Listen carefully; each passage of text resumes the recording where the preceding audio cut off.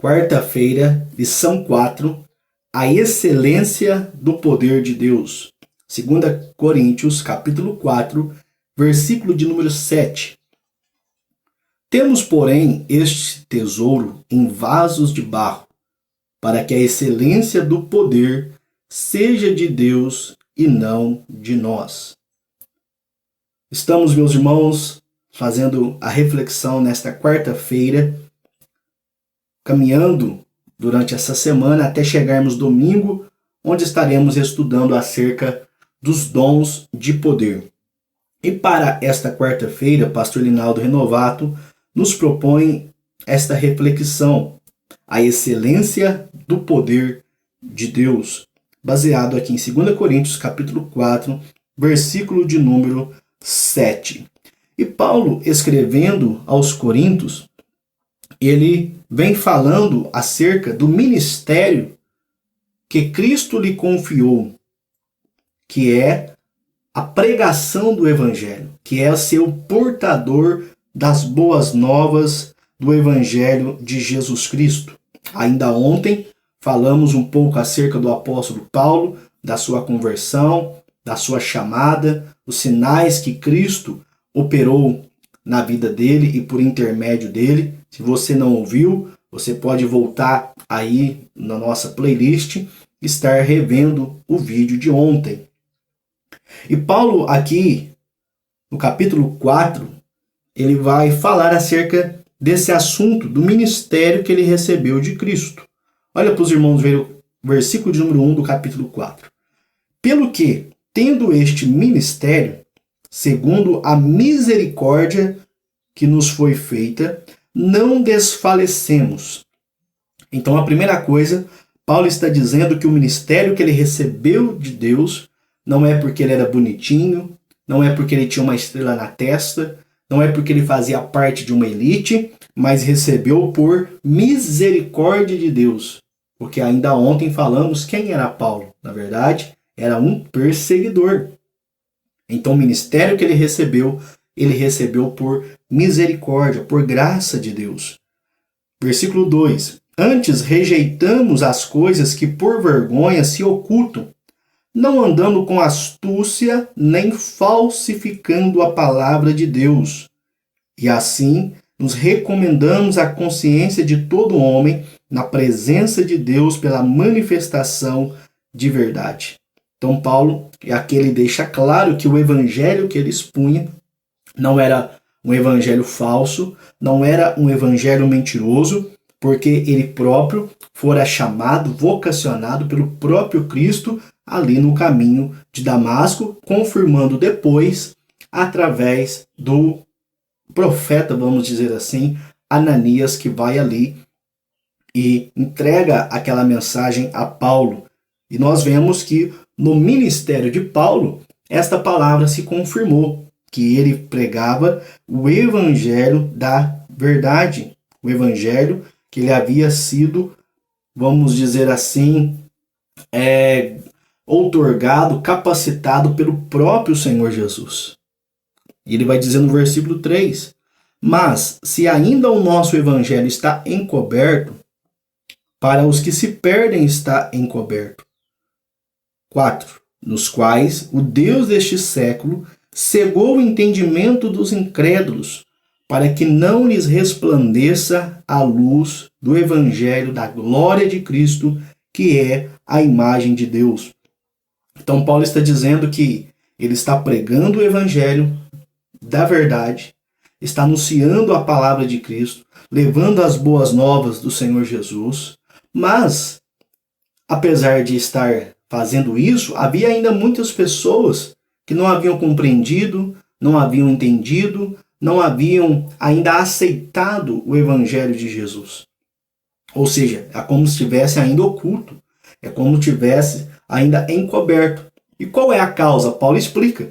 A causa é que o Deus deste século, e você pode perceber que o Deus deste século aí está com D minúsculo, é uma referência a Satanás, é referência ao diabo. E ele, meus irmãos, cega o entendimento dos incrédulos, cega o entendimento das pessoas para que não seja resplandecido a luz do Evangelho da glória de Cristo. Então perceba que na pregação do Evangelho está ali havendo uma batalha espiritual. Você tem a verdade, está proclamando a verdade, mas porque muitas pessoas às vezes não aceitam? Porque há um espírito maligno, o Deus deste século, está cegando o entendimento daquelas pessoas para que elas não de fato compreendam.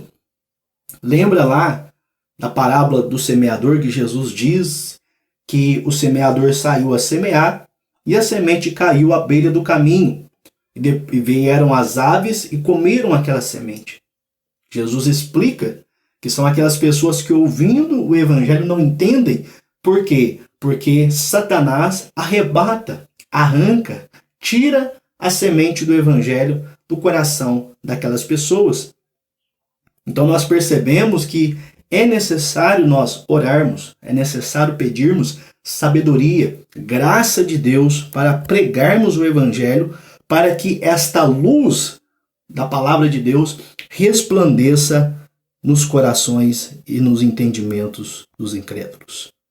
Versículo 5: porque não nos pregamos a nós mesmos, mas pregamos a Cristo Jesus, o Senhor, e nós mesmos somos vossos servos por amor de Jesus.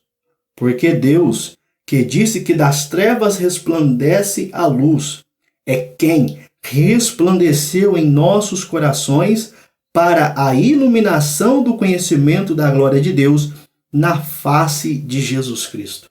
E aqui há um outro ponto interessante.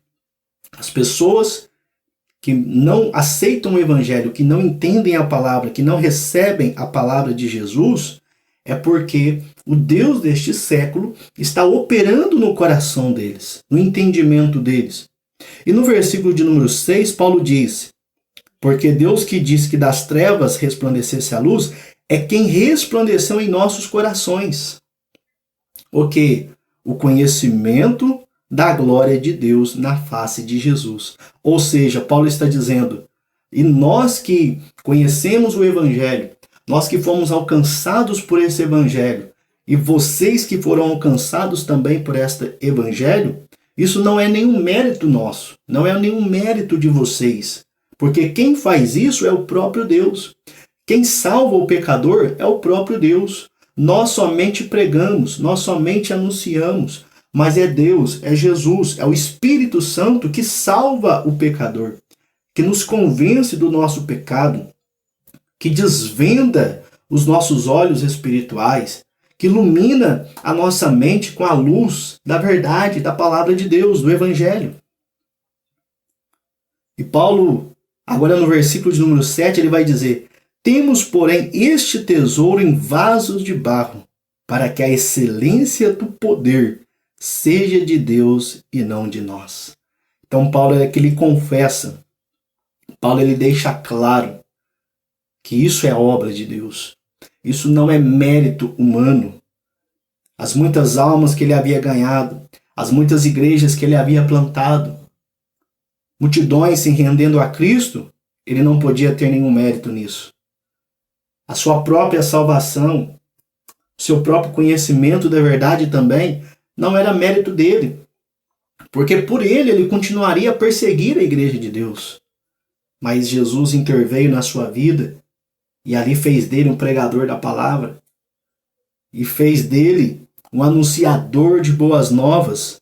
Então nós vemos aqui a humildade de Paulo. É algo muito glorioso. É algo que nós devemos aprender e saber que nós somos o vaso de barro. Nós somos apenas instrumentos do Senhor, mas a excelência do poder, a grandeza desse poder, a glória desse poder, ela é de Deus e não é nossa. Então, por mais que sejamos salvos e até mesmo usados por Deus, não é nenhum mérito nosso, mas é pela graça, é pelo poder, é para a glória de Deus. Deus em Cristo te abençoe. Fique na paz do Senhor Jesus.